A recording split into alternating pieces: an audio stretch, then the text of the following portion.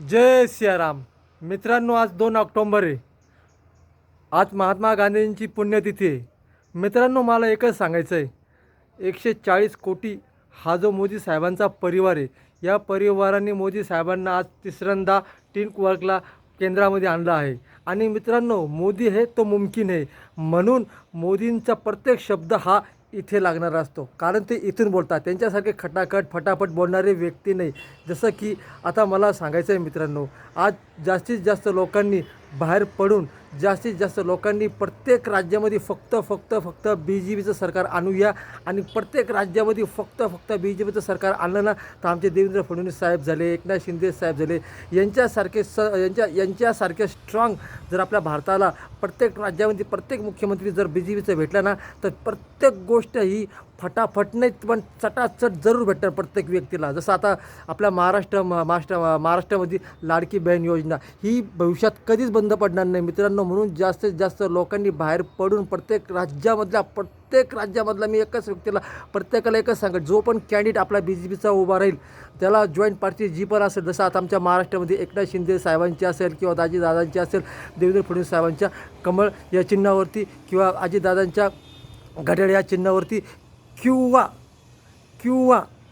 आपले एकनाथ शिंदे साहेब भारताचे लाडके मुख्यमंत्री यांचं धनुष्यबाण या चिन्हावरती जास्तीत जास्त लोकांनी बाहेर पडून जास्तीत जास्त लोकांनी मत द्या आणि पुन्हा एकदा महाराष्ट्रात नाही प्रत्येक राज्यामध्ये फक्त बी जे पीचं सरकार येऊ द्या. कारण मित्रांनो, एक लक्षात ठेवा, मोदी साहेब हे जातात ना, तर 140 कोटी लोकांचा आशीर्वाद घेऊन प्रत्येक देशामध्ये जातात आणि डंका वाजूनच येतात.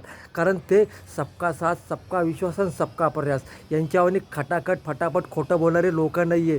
नोकरी देण्यासाठी, रेल्वेमध्ये नोकरी लावण्यासाठी पहिले जमीन द्या आणि नोकरी घ्या, किंवा दिल्लीमध्ये प्रत्येक ठिकाणी दारूचे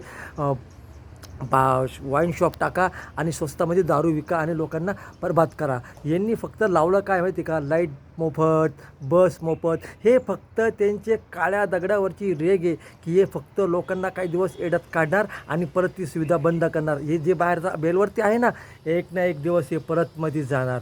कारण मोदी हे तो मुमकिन आहे. कारण मोदी साहेबांनी सांगितलं 2014 पासून, या देशामध्ये, या आपल्या भारत देशामध्ये प्रत्येक नागरिक हा सुरक्षित राहायला पाहिजे आणि प्रत्येक नागरिकाला प्रत्येक गोष्ट भेटली पाहिजे.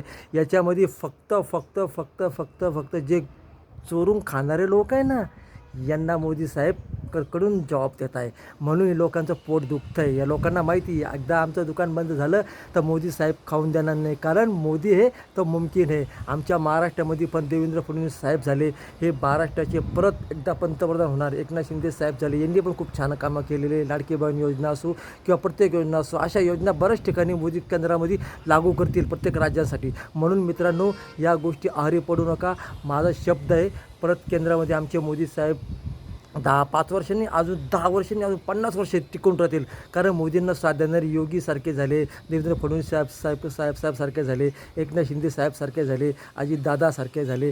त्याच्यानंतर बरेच असे नेते की जे मी सांगू शकत नाही की त्यांनी मोदी साहेबांना खूप चांगले याच्यात त्यांनी साथ दिलेलं आहे. ठीक आहे, आज आमचा आकडा चुकला आहे, 404 सीटांनी आले. पण मित्रांनो, लक्षात ठेवा, 404 सीटं हे येणार होतेच. कारण मी स्वतः बूटवर बसलो होतो, मी अनुभव घेतला. बरेचसे असे लोक आहे की त्यांची नावं लिस्टला आलेले नाही आहे. मी बी जे पीचा कार्यकर्ता म्हणून बोलत नाही, कारण का हे प्रत्येक लोकांना समजतं आहे. प्रत्येक राज्यामध्ये प्रत्येक ठिकाणी तुम्ही जेव्हा बूटवर बसतात ना मित्रांनो, प्रत्येक लोकांचे नावं येईल असं नसतं. म्हणून मित्रांनो, जास्तीत जास्त लोकांनी बाहेर पडून, ज्या लोकांना अडचण आली ना, तिथे तुम्ही डायरेक्टली बोला, आमचे नावं येत नाही म्हणून.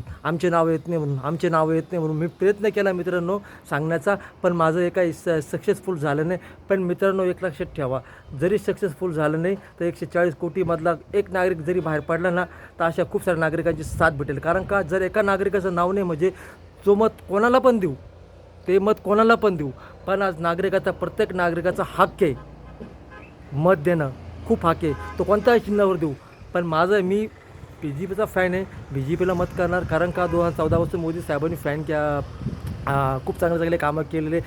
मी स्वतः बोटवर साईडवरती बसलो होतो, लोकांच्या खूप साऱ्या अडचणी पण ऐकून घेतला. असे बरेचसे लोक येऊन गेले की त्यांची नावं लिस्टला नव्हते. म्हणून सबका साथ, सबका विश्वास, सबका प्रयास प्रयत्न करत राहायचा. आणि ही जी माझी न्यूज जर प्रत्येक चॅनलवरती जर गेली ना मित्रांनो, तर जरूर ही न्यूज तुम्ही लोकांना शेअर करा. कारण का सबका साथ सबका विश्वास आणि सबका प्रयास हा जो मोदी साहेबांचा मंत्र आहे ना, मोदी साहेबांना माहिती आहे, मोदी साहेबांना ऑटोमॅटिक समजतं आहे की आपण कामं केलेले तर आपल्याला लोक देणार निवडून. आणि तेच झालं ना, तिसऱ्या टर्नला ते आलेच. रामावरून सुद्धा तुझा तो पप्पू बोलला होता की अनुष्ठानाला बसला, याला बसला, त्याला बसला. अरे साधा तुला चांगले कामं करता आले नाही 70 वर्षामध्ये, फक्त खाण्याचं काम केलं आहे. लोकांना नोकऱ्यासाठी पण तुम्ही रेल्वेत नोकरी देण्यासाठी पण तुम्ही एक काम करा, जमीन द्या, नोकरी द्या. किती तुम्ही काय केलेले आहे. दिल्लीमध्ये काय केलं भाऊनी, बाटल्याचे शॉपच टाकले ना. मी कार्यकर्ता म्हणून बोलत नाही, मी सत्य म्हणून बोलतो आहे. मी न्यूजवर हमेशा गोष्टी बघत असतो. आमच्या मोदी साहेबांविषयी, आमच्या BJPच्या कोणत्या कार्यकर्त्याविषयी बोललं ना, तर मी चॅनल बदलून टाकतो. कारण आम्हाला शिकवलेलं आहे आमच्या याच्यामध्ये, तुम्ही कोणत्या गोष्टी चांगल्या करा, चांगल्याला हमेशा साथ द्या. तुम्ही 70 वर्षात चांगले कामं केली असते तर जनतेला तुम्हाला निवडून दिलं असतं मित्रांनो, लक्षात ठेवा. म्हणून जो व्यक्ती रामाला तिने आणून ठेवलं, योगी आणि आम्ही योगी असू, मोदी असू, कुणी पण असू, जर आज तिथं मंदिर बनतं आहे आणि चांगल्या गोष्टी निर्माण होत आहे, लोकांना रोजगार भेटत आहे, सगळ्या गोष्टी भेटत आहे, याच्यावर तुम्ही पॉलिसी का करता मित्रांनो. तुम्ही चांगल्या कामं करा ना, का लोक तुम्हाला निवडून देणार नाही.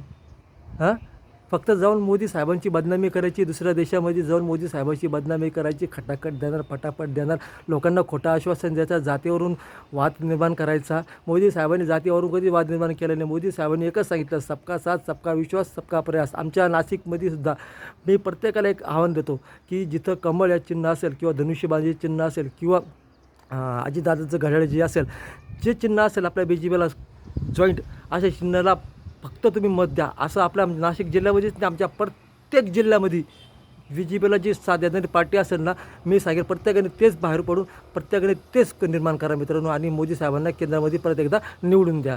मोदी हे तो मुमकिन आहे मित्रांनो. मी आता वणीच्या आईला दर्शनाला पण पॅदयात्रा करणार आहे.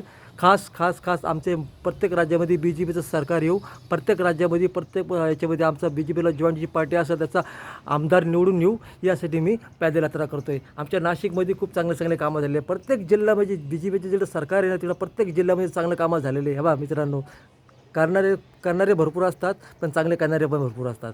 ते फक्त एवढंच आहे की जो व्यक्ती चांगले काम करतो ना, त्याला त्याची परीक्षा बघणारे पण भरपूर काही देव असतात. म्हणून मित्रांनो, सबका साथ सबका विश्वास सबका प्रयास. जय भोले. माझं काही चुकलं असेल तर मित्रांनो मला माफ करा, पण जे खरं आहे तेच मी बोलतो. कारण का जो राम को लाए है हमने उनको लाया है, फिर 2024 में आपले मोदी आहे. असाच आशीर्वाद फक्त प्रत्येक राज्यामध्ये फक्त या चिन्हाला द्या, कमळ या चिन्हाला द्या. याला जॉईंट जी पार्टी असेल त्याला द्या, म्हणजे आपल्या प्रत्येक राज्यामध्ये फक्त BJPचंच सरकार येईल. जय हिंद, जय महाराष्ट्र, जय सियाराम.